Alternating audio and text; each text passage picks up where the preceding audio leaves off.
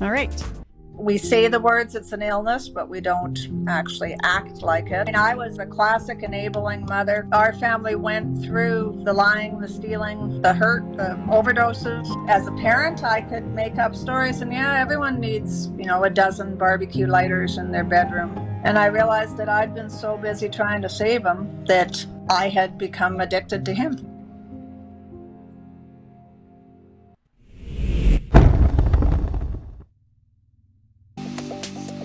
Okay, so hey everyone, that was tonight's guest, Ronni Nordal. I'm Donna. This is Phoenix Fire. Let's go ahead and bring in Ronni. Hi, Donna. Hey, thanks for having me. Thanks for coming. And how are you doing? I'm good. I have no reason to complain other than being a bit nervous, but that's part of the game. I hear you. I was saying to Dan too, I'm nervous this evening, but we'll get through it. So is there anything that you'd like to say before we get started? No, the only thing I'll say is I'm grateful to be invited to be a guest. I watch both the Tuesday night program and Sunday night when I can. And, I have no qualifications to be here other than my experience as a parent and spouse and person. And I think addiction strikes everyone, and our personal experience needs to be shared. So thanks for having me. Mm-hmm. And on that point about not having any qualifications, I will take the opportunity to correct you here, because lived experience is an education second to none, right? Oh, she works it in. I worked it in. So on that note, let's dive in. Sure. So hang on. This is the quiet part. All right, so before we get started, officially, I'd like to point out that tonight's episode is brought to you in part by Prairie Sky Recovery Center. So now we can jump in.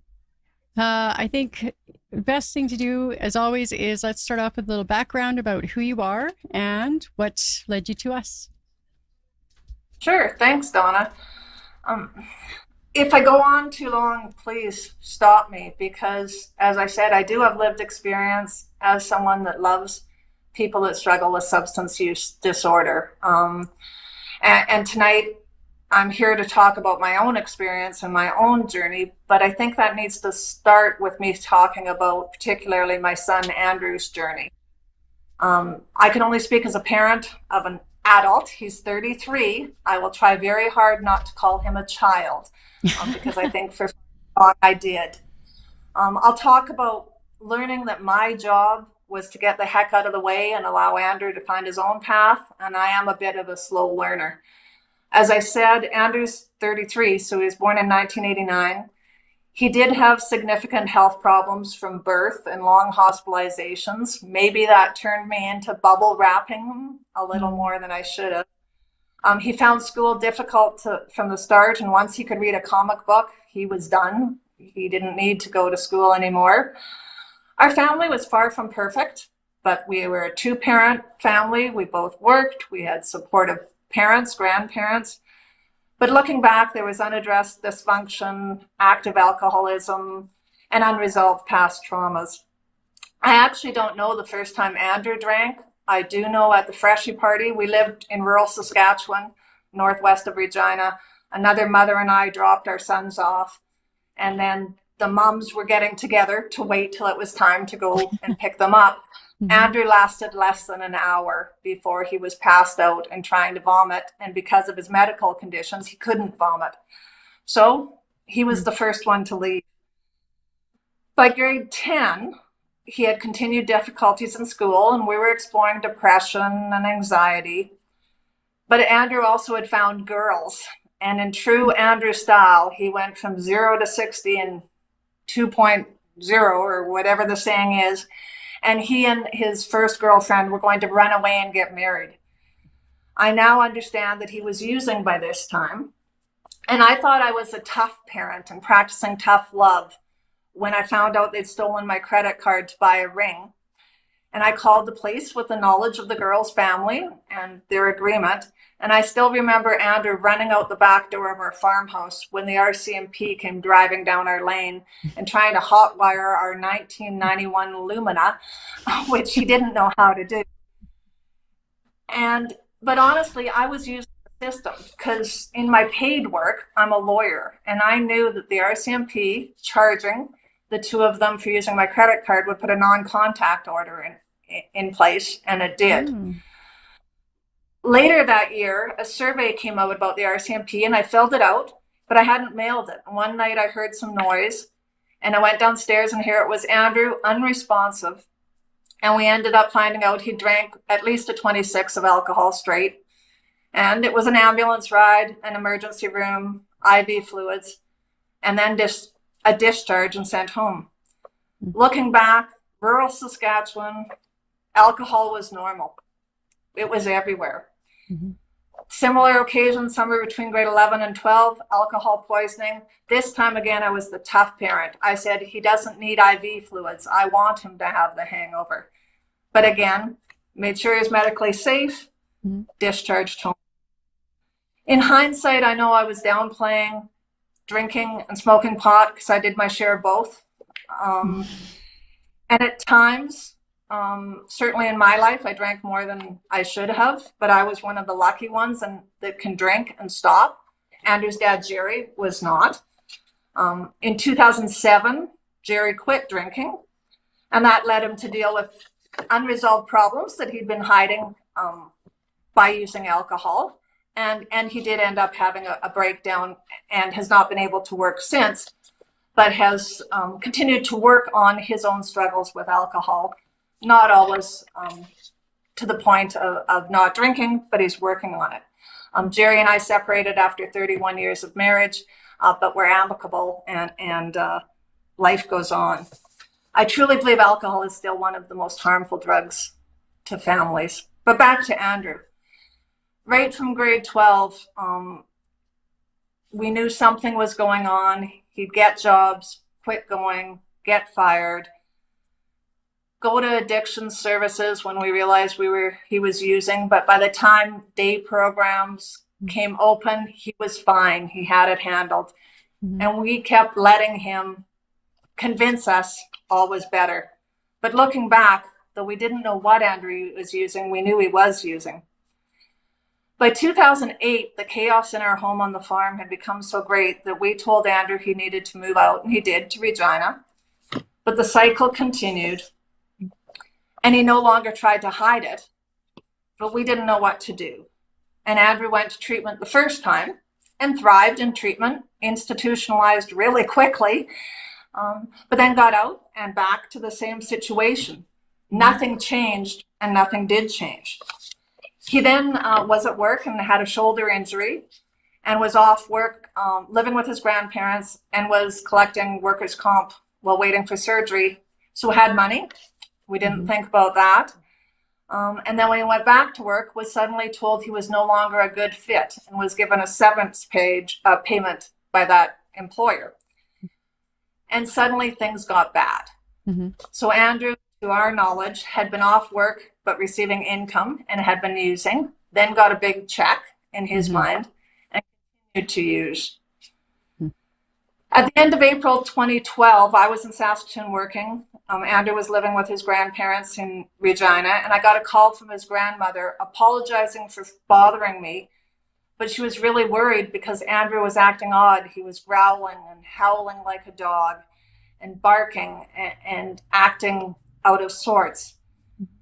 He was in a drug-induced psychosis of some kind. And he went to treatment number 2, again arranged by me. He was driven to treatment by me, and he was dropped off by me. He got out again, and I thought he was scared straight. I thought this was it. He has it. But again, nothing had changed on the go forward. He came to live with us on the farm again because the grandparents were only in their mid-70s at that point, but they were scared. We would drive back and forth to work. And I realize now I was driving him to work to make sure he went to work. Right. All things were happening, like he would not sleep for days, and then suddenly would be sleeping in the car with his head bobbing like a bobbing doll, twitching on the couch, having a bunch of butane barbecue lighters in his room like everyone does, I would convince myself. It was clear he was using, but I would always accept, I'm working on it. I'm getting better. I've stopped now. I was great at setting rules, but I was horrible at enforcing consequences. I believe the drug paraphernalia that was found was old from when he used to use, that the $40 that I was sure in my wallet was in my wallet that had gone missing was never there. I was sure it was my job to save Andrew. That if his car needed fixing, it really needed fixing, so I should give him the money to help him. If he'd spent his money and didn't have money for rent, I was helping by paying his rent. Or that if he had screwed over drug dealers and said he was going to get beat up if he didn't pay them back, that I was helping by sending him money. I kept doing it and doing it and doing it. In January 2015, I was in Alberta for a meeting, and Andrew was again staying at his grandparents' house for the first time since 2012 because they were doing inventory at work. And his grandpa, who would have been 80 by now, heard a noise downstairs and went downstairs, and Andrew was lying in the doorway of the bathroom with his arm flailing and hitting the door. They called their daughter, who lives just a few houses down, and she phoned me and said, "What do we do?" And I said, "You phone the ambulance." And they did. And the police attended and the ambulance, and they said, it doesn't look like an overdose. We've seen an overdose, and they took him to the hospital. But I phoned ahead and I explained to the hospital that Andrew had a history of substance use. Mm-hmm. And they checked, and he was in a drug toxicity state. He had to be put in a medically induced coma and on a ventilator. And the physicians called me and said, "Ma'am, your son is in grave condition. We will not know if he will revive until the drugs are out of his system." The next day, I phoned the ICU where he was, and I talked to the nurse, and I asked her, "Is he at risk of dying?" And she told me, "No, right now he's on a ventilator. It is breathing for him. He is at no risk of dying. We're just waiting to see what happens." And I decided not to drive home that day because at that point, I decided I did not want the first thing he saw to be me sitting beside his bed. I knew he wasn't going to die. I was grateful, but I needed to take care of me. The drugs came out of his system. He was revived. And by that, immediately, he was taken off the ventilator and could breathe on his own. And the nurse phoned me and said, "He doesn't want to talk to you right now. He is so embarrassed." I came back the next day. He had overdosed Friday night, ventilated Saturday, and discharged Sunday. We took him back home, and nothing changed. And the chaos was destroying all of us. I was getting sick. Unknown to me, Jerry was drinking again. And unfortunately, as I think many parents do, Jerry and I didn't always see eye to eye on how to deal with issues of Andrew or parenting. I was a true mama bear. And if Jerry got tough, I jumped in to protect my cub. And when I was ready to take a stance, Jerry didn't seem ready. One weekend, we were away at a horse show when Andrew was home alone on the farm. And we got back all good the next week. Andrew and I had a psychologist appointment after work one day. Of course, I took him. And at the end of the appointment, he came out and he showed me a text, and he was just shaking. And the text was from his dad. And it said something like, "You effing, you stole my money." Well, it turns out Jerry had a stash of cash hidden away for his own use, and Andrew had found it that weekend and taken it and used it for drugs. I went into mama bear mode, got mad at Jerry for how he handled it, and Andrew got off scot-free. By this point, I had told everyone around us that if Andrew asks you for money, he's going to use it for drugs, but it's your choice whether you give it to him or not, because I don't blame you either way. I had to say, "No, you can't live with us anymore." And Andrew was living in his own apartment. I was trying to remove myself from the chaos of addiction, but he would phone, phone, and phone. He would show up at my office. He would show up at a hotel where he knew I had client meetings and say, I'm not going to leave until you give me $20. And to be honest, it was easier to give the $20 than to fight about it or than to take a hard stance. It was horrible to dread a call from my son, but it was even more scary to dread a call to say that my son was dead. So jump ahead. I kept give him money for gas, give him money for rent. Then I thought I was doing better because I'd meet him at the gas station and put the $20 in his gas tank instead of giving him $20 cash. And I thought, there, now I'm truly helping. I'm not enabling. Ultimately, Andrew sold his car, was taking the bus to work or riding an old bike, or sometimes his mother would drive across town and pick him up. And one morning he texted me early in the morning saying, you don't need to pick me up. We're going in early. My manager's picking me up. I thought, great. And at 8:30 that morning, his manager, Dax, called me and said, have you heard from Andrew? And I said, I have. I read him the text. Turns out Andrew was at home. His manager got a hold of him and phoned me back. And his manager, I think, saved Andrew's life. His manager told Andrew, Andrew, your job is here for you, but right now your job is to get well. Wow.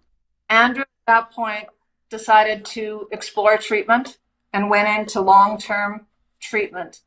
After phoning around and finding somewhere that did not accept his excuse, well, I'm still using, they said, you can use outside. Just come before you come, just come.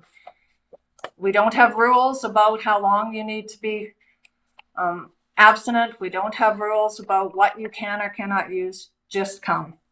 And October 7th, 2016 was the last time Andrew used drugs. That was private treatment. It was out of province treatment. It was expensive treatment. And Jerry and I actually sold a quarter section of land to pay for that private treatment. But Jerry and I had reached a point where we knew, or I can only speak for myself, that Andrew might die from his illness. And to that point, the fear of death and the guilt that I felt that maybe I played a role in causing him to use caused me to do a whole lot of things. And I needed to try this one last thing. And I didn't know if it would work, and I had no expectations, but I'd reached a point in my mind that if Andrew died from the disease of substance use disorder afterwards, I had done what I could. But we were lucky. We had a quarter section of land we could sell. And the one wish I have for everyone is that the treatment available, the treatment options, didn't depend on the size of your bank account. So I've come to accept that through that decade, I was often enabling, not helping. I've had to think about the difference in my mind. And I think when I enabled Andrew, I was trying to control him. I was trying to get him to stop using. And I kept thinking that I knew the way he would stop using. So if I gave him the $20, this would be the last time. If I made sure he didn't suffer a consequence, he wouldn't use. I was trying to control him. I had expectations of what would happen when I enabled versus helping.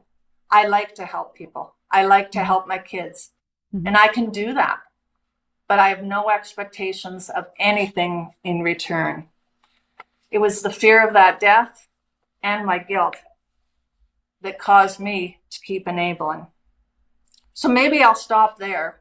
And I think I went on about my story. No, you did a fantastic job of telling the viewers what it was like for you and your family during that time frame, which must have been terrifying. I've often been sort of tempted to ask my parents a little bit about what it was like for them while I was, because my dad would do some of the same things. He'd give me $5 here, give me a ride there, whatever. And I abused it. I'll totally admit that. And I didn't use the $5 he gave me for I don't know, the groceries or whatever I claimed they were for. So, it's interesting for me to hear from someone like yourself, that other side of the coin, what it's actually like. So, but I wonder, throughout that time frame, like how did you and your family cope with everything? Like you talked about, lying, stealing. There was the overdoses. There was, these red flags of what was going on, including you said to friends and family about loaning money and it was up to them and that sort of thing. How did were everybody kind of working together, or was it just nobody knew what the hell to do? Like how did that look for you guys? Yeah, I think a little bit of all of the above. I think, like I said, Jerry and I didn't always operate from the same parenting handbook. So there were times when Andrew and I were driving to work together that we'd come home to the farm, and on the counter there would be a bunch of pipes or, drug paraphernalia that Jerry had found, but Jerry would have found it, set it out, and left. Mm, So that I know what the consequences. And Jerry and I weren't very good at communicating and agreeing on the next step or the consequence. We were great at setting rules, as I said, but it's the consequence. Andrew's sister is 8 years younger than he is, and though she was always well taken care of, she lived in a chaotic household. She saw active addiction at its peak. And I think a lot of times we pretended it wasn't as bad as it was. For a long period of time, we didn't tell anyone or told very few people. Like we lived rural Saskatchewan, Bullier, Strasbourg. I would go to the Al-Anon meeting in Strasbourg. Well, it's at St. John's Lutheran Church on Main Street. Everyone knows the 3 half tons that are on, parked in front of the church. You all know who's there. And interestingly enough, I always think that probably the people that attend the meetings are more judged than the half tons that are sitting at the bar. But that's kind of an aside. That I think we struggled because we didn't know where to reach out for our help for ourselves. I personally was so busy trying to save Andrew that I didn't think about myself. I lost weight. We didn't do anything because you didn't want to leave Andrew home for too long. Yeah. You started not having money in the house. You started noticing things going missing. You started always worrying. And, it only got better when I started talking about it. It only got better when I started telling people. So I had support from people, including the then 80-plus-year-old grandparents who loved Andrew with all their heart. One grandpa and obviously, one passed. But they needed to know the truth because we can deal with things we know, but we can't deal with things that aren't disclosed. So we walked on eggshells. My world revolved around Andrew's addiction and nothing else. I was present, but I wasn't there for so much.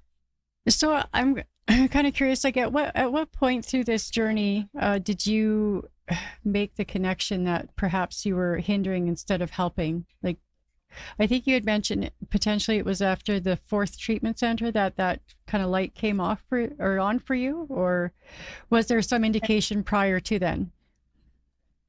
Actually, after the 3rd time Andrew had gone to treatment, I don't think he'd actually stopped for any period. And again, I arranged the treatment.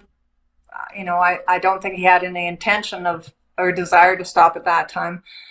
I realized we were just, the definition of insanity is doing the same thing over and over and over again.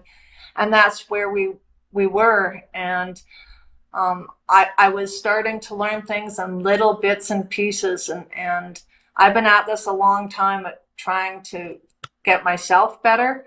And it takes a hell of a long time. And it was truly when I was in Red Deer and I had worked all day, driven the 8 hours to Red Deer, gone to bed, and then get a call that he's overdosed and in this medically induced coma. When I was debating, I couldn't get a flight. I'm in Red Deer.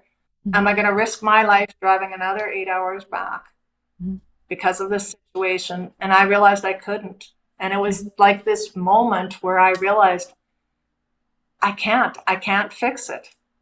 I have to take care of me. And I started to realize that taking care of me isn't selfish. That's actually how it should be, is that I can put myself first at times. And it doesn't mean I love him any less. It just means I love myself too. Absolutely. Now, I have a friend who has a child who's in active addiction, and she is often seeking sort of clarity on what is enabling and what is being there for your loved one. And it seems to be a really hard line to sort of define. So is there some sort of advice that you could maybe offer her, or some sort of clarity on that point? Like, she has healthy she thinks healthy boundaries, but in the sense that he's not allowed out at the house. She will go visit him and these sorts of things. But some of her family is like, you need to just cut him right out of your life. So she's dealing with this like two polar opposite sort of ideologies. If you had an opportunity to talk to her, would you have any sort of suggestions or advice for her? I can only speak for myself, or what I think. I'm a member of 12-step groups, and one of our principles in Nordal and Al-Anon is we don't give advice within the group. But it always amazes me how clear things are when you're talking to someone else, and you can see so clearly what someone else should be doing, but can't see for yourself.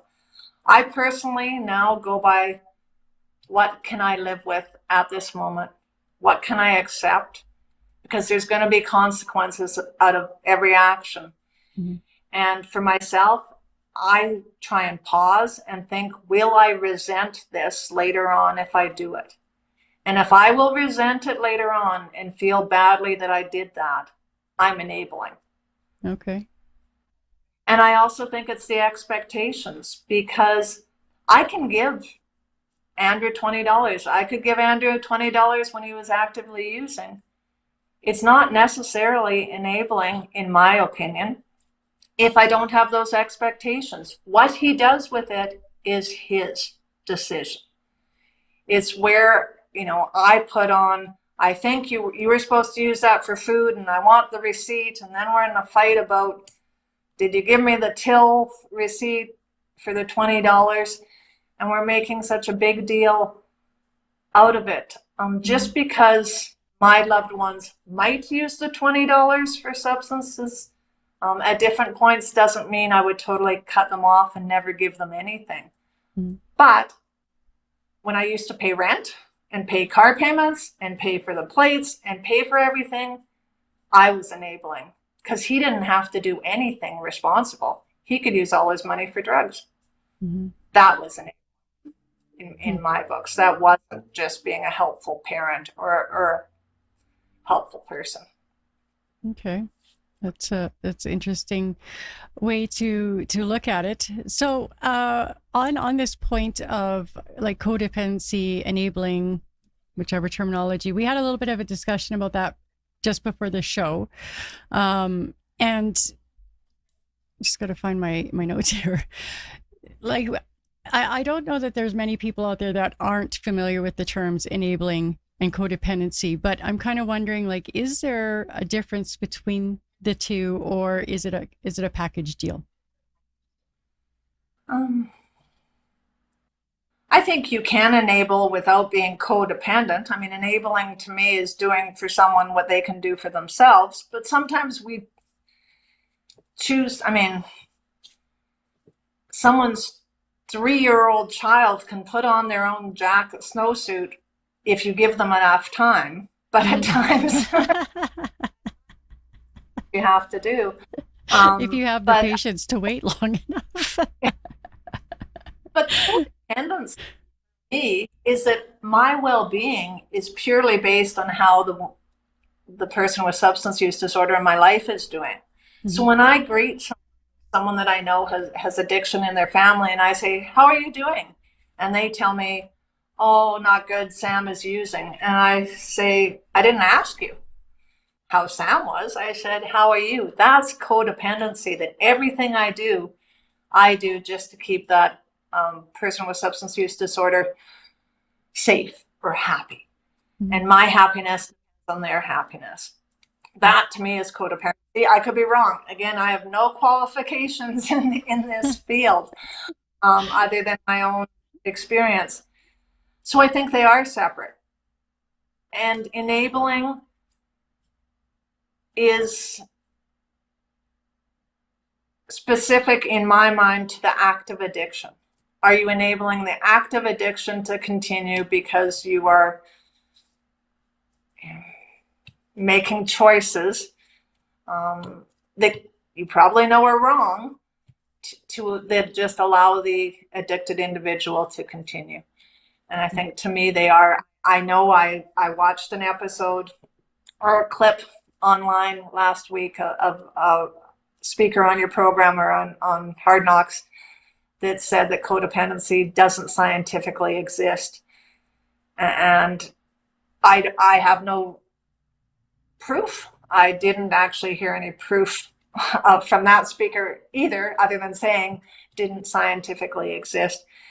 And I certainly think from lived experience, it sure does. And talk to any group of family and friends of persons with substance use disorder, and you'll see codependency and enabling.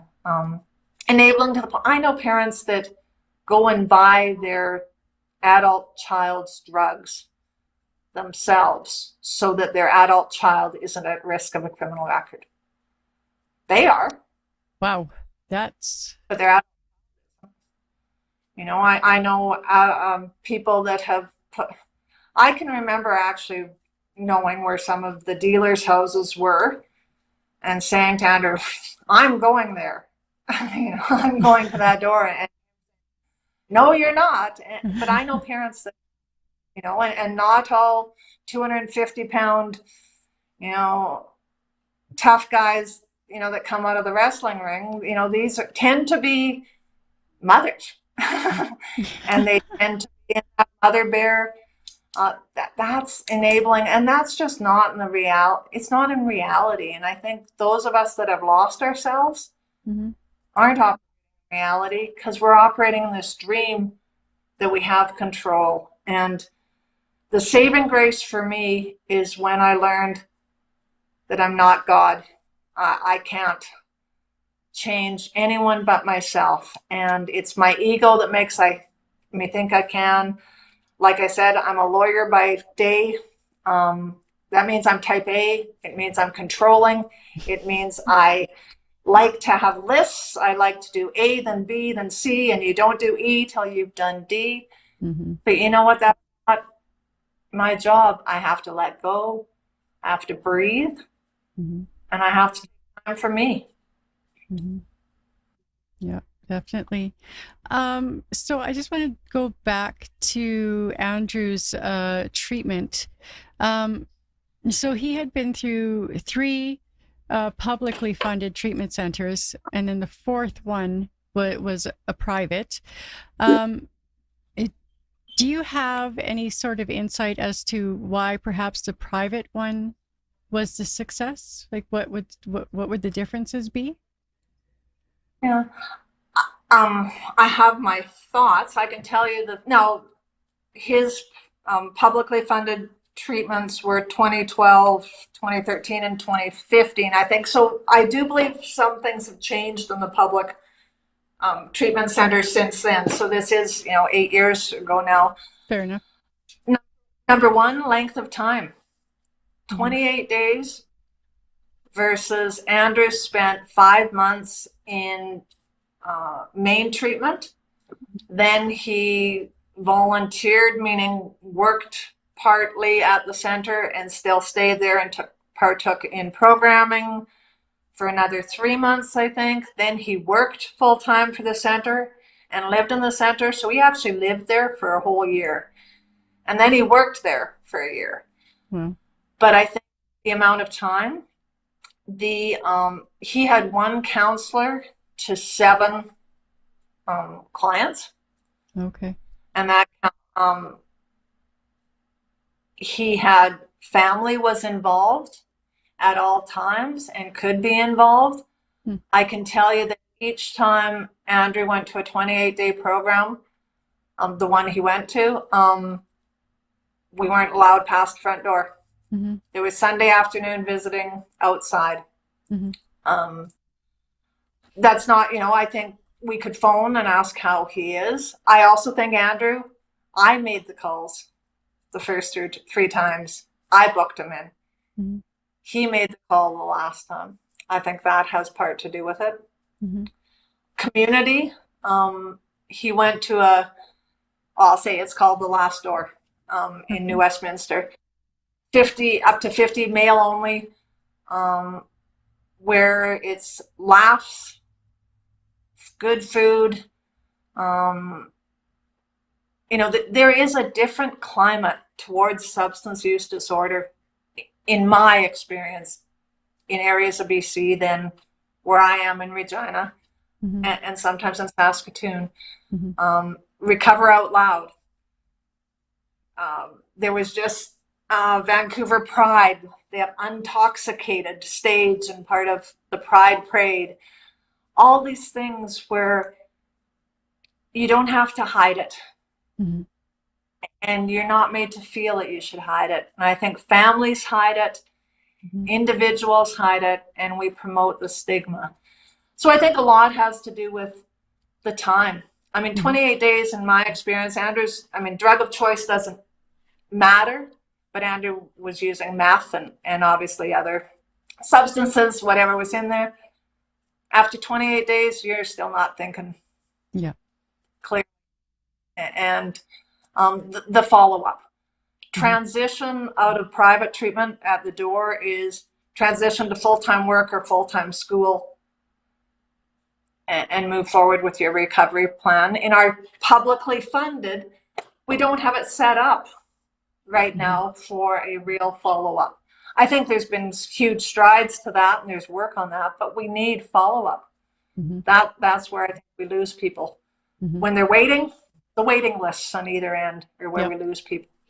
Yeah, and I hear that. We hear that frequently between professionals and people coming on to share. It's a common bone of contention, for lack of better terminology. But I'm just going to take a quick moment here to mention that tonight's episode is also brought to you in part by Stronger Together Canada, peer-led support groups, by Mom Stop the Harm. So maybe from here, like because of the family addiction issues, you have gotten very involved in advocacy, like an amazing amount of different organizations you're with. Like it's I don't know where you find the time between being a lawyer and all these different organizations. Plus you're very active with Al-Anon and Nar-Anon. So I'm going to turn the microphone over to you to tell us about all the different ways that you've become involved. Sure. Well, through my experience,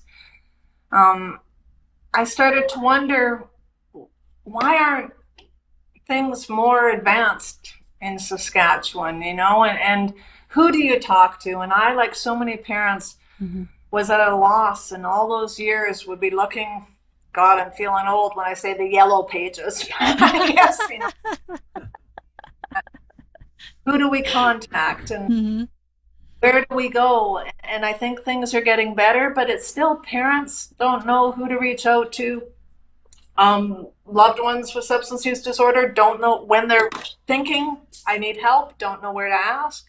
And I started thinking, well, I'm a doer. So I just thought, well, I'm going to arrange a meeting and I'm just going to contact some organizations and call them, come to a meeting. And we had about 40 organizations. This was in 2018.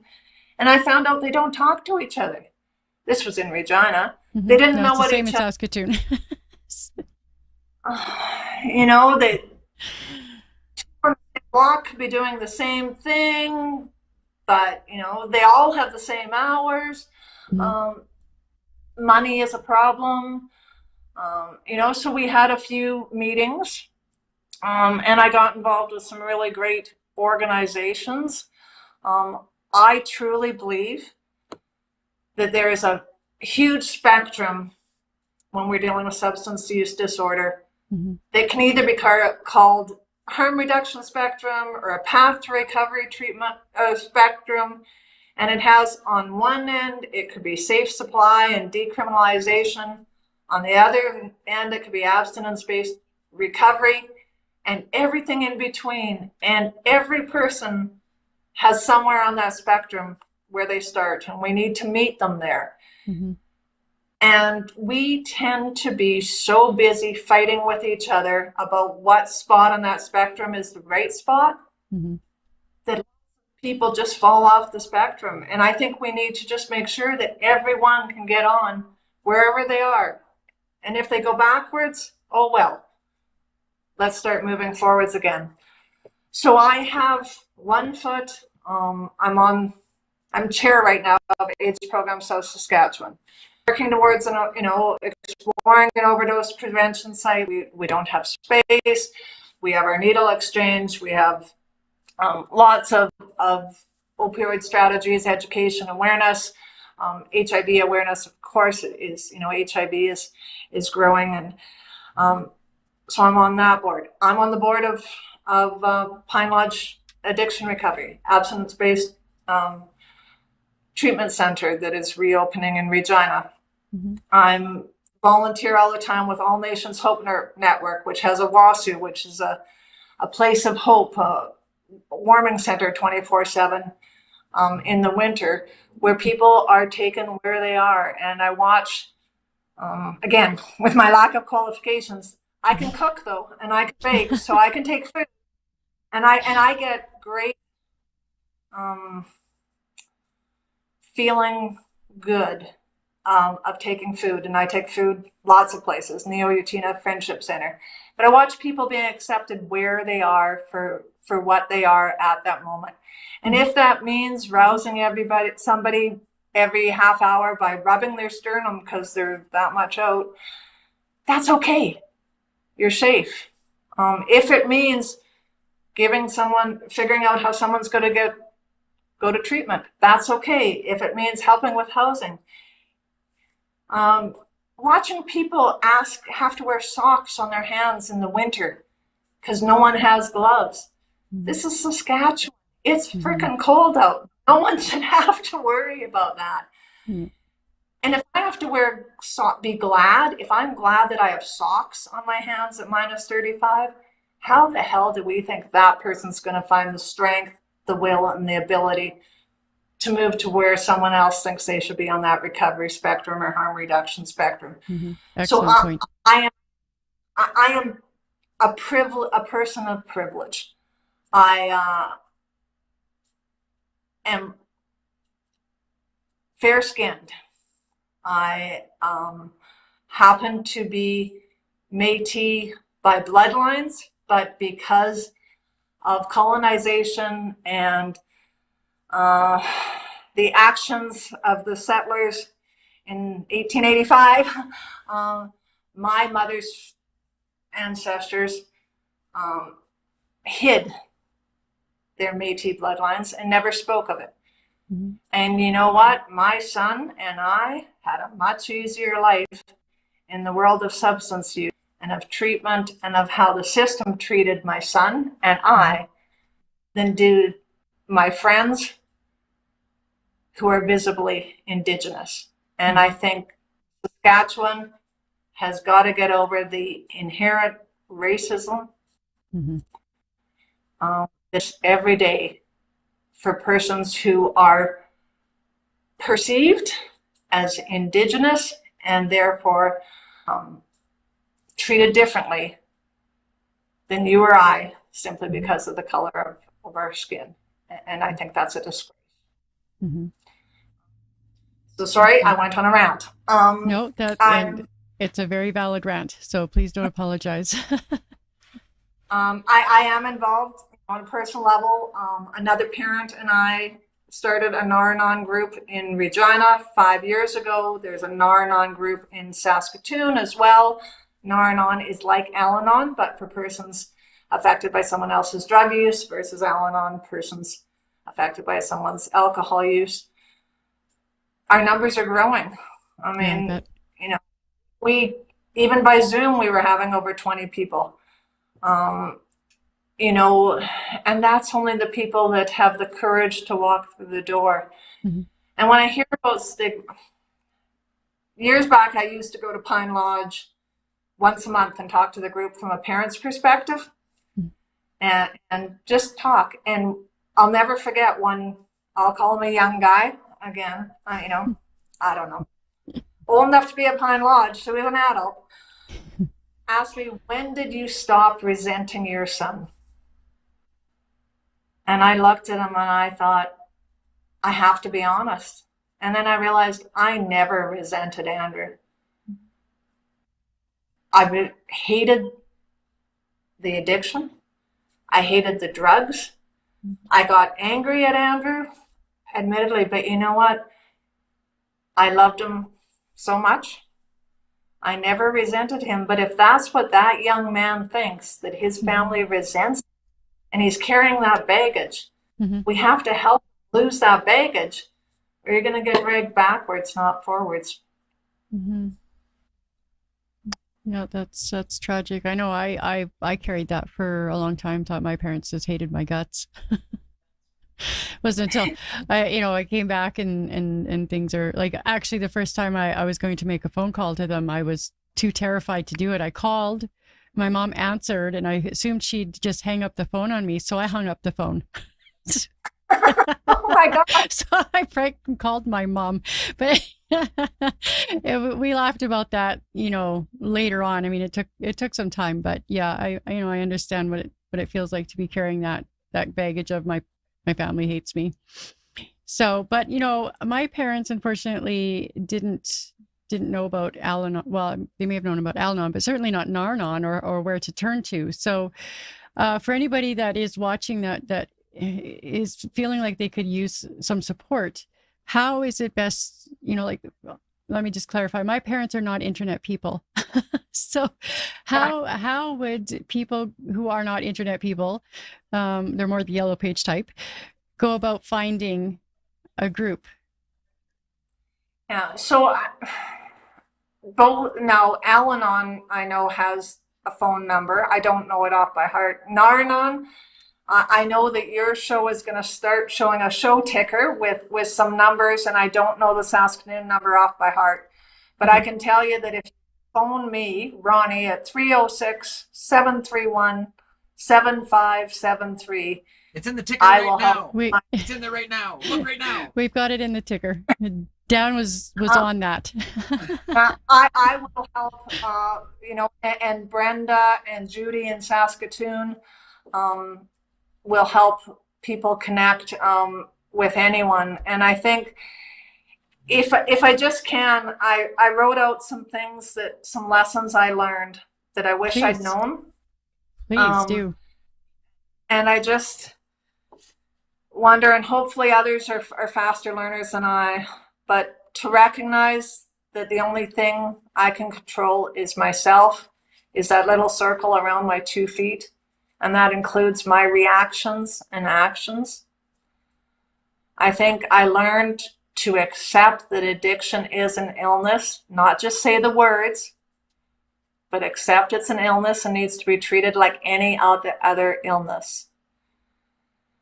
I learned to accept to not feel ashamed that someone in my family was struggling with addiction and that substance use was a problem in my home. I learned to talk about it. And when I did talk about it, others talked about it being an issue in their home too. I truly believe the families that say there's no substance use problem, in anywhere in their family are lying. They just don't want to admit it. I learned that I can love the the people that use substances, they deserve my love, and I can hate the addiction. I learned I don't have to accept unacceptable behavior.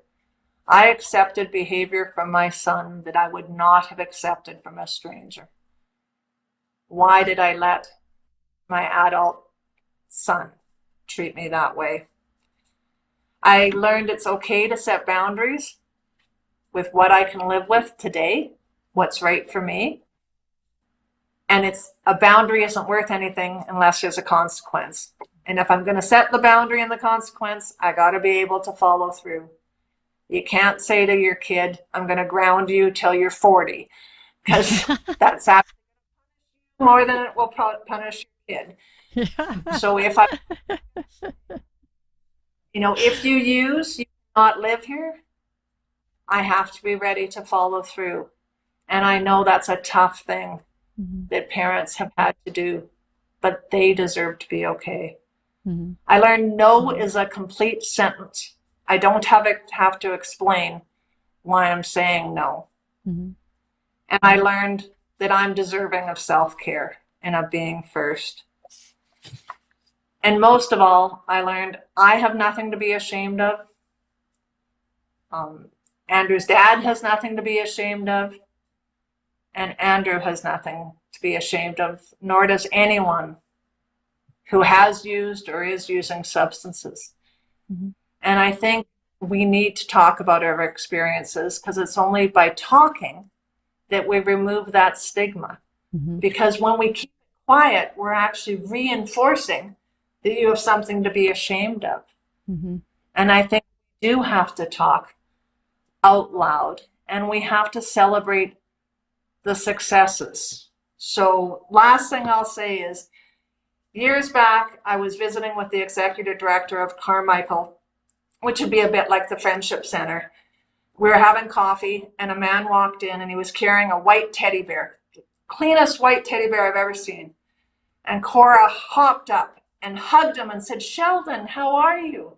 And Sheldon beamed, smiling, and said, "Cora, I got my own place."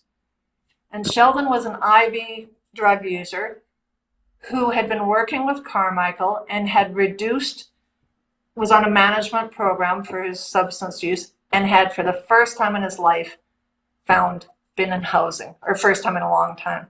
That was a success story. We don't celebrate the Sheldons. My son is a success story too. Knock on wood, October 7th, 2022, he may have been substance free for 6 years. I say may because that's a long time away. On October 2nd last year, he got married to his best friend, to someone he loved. They didn't ask for a penny for their wedding. They had a beautiful wedding on the island in BC. It was gorgeous. And I walked my son down the aisle and saw him lead me to my seat, and the man go and marry Emily, who's now his wife. That's a success too. But Sheldon is much of a success, and we have to quit sort of defining what we believe success is. So let's look at that spectrum and celebrate the successes wherever they are. And I think friends, families of persons that use substances can be okay. And we'll help the ones we love if we help ourselves. Because I think, and Don, I'd be interested, the guilt my son talks about, where he knew what he was putting us through, actually kept the cycle. Because I think an active user has. Yep. I wonder, did you have feeling bad for what you were doing for your parents? Yep, absolutely. That kept me in the cycle. And like times in like there were periods where I was broke and couldn't get whatever, and I was sober for whatever period of time, and I was non-functional. I was crying. I was unable to do anything because of the guilt and the grief and the fear of, and the only thing I knew to do was to hustle and get some way to numb that feeling. But it just extended it, and it continued on and on and on, it's a horribly vicious cycle. But here we are. But here we are. We are, and again, your show and you and Daniel and the pictures of jet skiing and Sue and the banana. Yeah. And I need to remember that people deserve love. Mm-hmm. And it doesn't matter who or why or where they are, they'll deserve love. Absolutely. And that connection, like you, uh-oh. Oh, I got this. I got this. Keep going. Keep going. Okay. I found your comment in regard to the 28-day treatment compared to the private, and like that lack of family connection.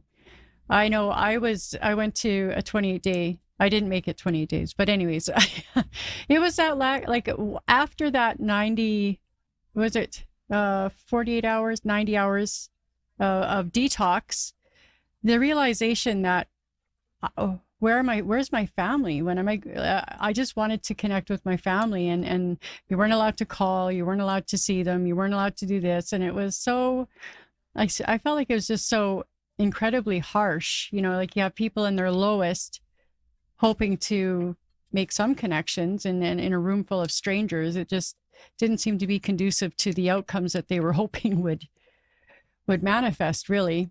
But that's just me. I was at this point where I just wanted my mom to hug me and tell me it was okay. Just like my little girl right now. You know, I think, yeah, I think we need, connections. Isn't that really the prescription? Yeah. That if people feel connections, feel loved, feel hope, then they have a reason. Mm-hmm. And then maybe, there's the saying, dead people don't recover. Mm-hmm. And I very true. And I think we need to, just make sure that people have the opportunity to move forward, to be safe, to be cared for, to be loved. And I think as a society we can do better, and I think if we all did our part, we would do better. Mm-hmm. Mm-hmm. I'm interested in bridging that gap in that spectrum that you spoke about, and I'm hoping, events like International Overdose Awareness Day, there's a couple others that are coming up as well, are going to be those opportunities to have those more open-ended conversations, as opposed to, well, that's not the right way and that's not the right way, and like, let's find some common ground and start making some progress that way.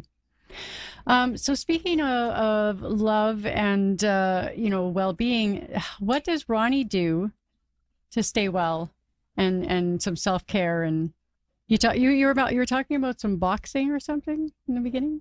I go to the New Line Boxing Academy. COVID slowed me down, but I must admit I have a goal of wanting to be fit enough to spar. So Donna, if you ever want to take up boxing, but I'm looking. You're far too young. I would like to find someone maybe 70 to 80 years old who's not really to spar, because I'd like to do that. I have 2 dogs. When I was on the farm, I bred and showed American paint horses. I still have 1 horse. I do lots of volunteer work.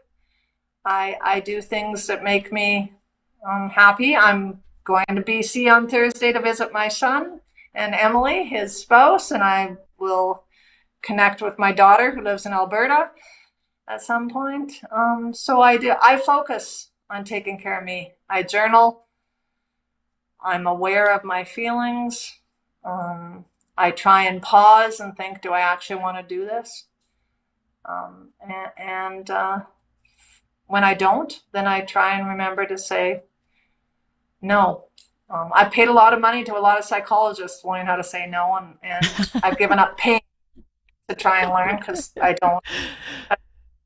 I've met some great people, and I think and those people are on all ends of the spectrum.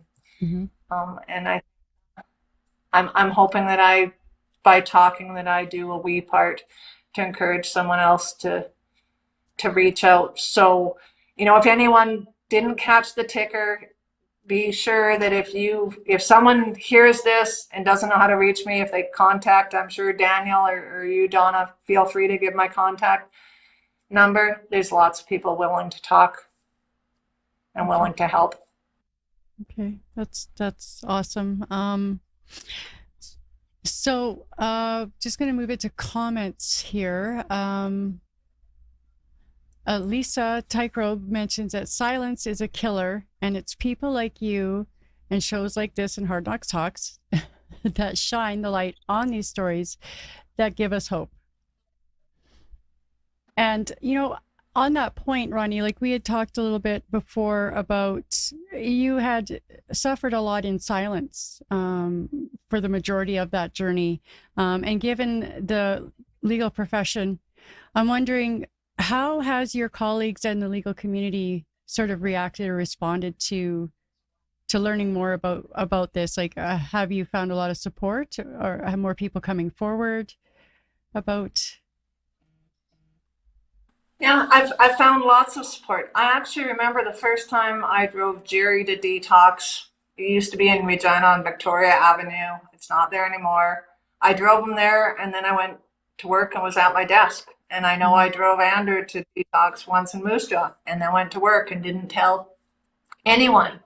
But I'm sure I wasn't myself at the office. So people must have wondered. Mm-hmm.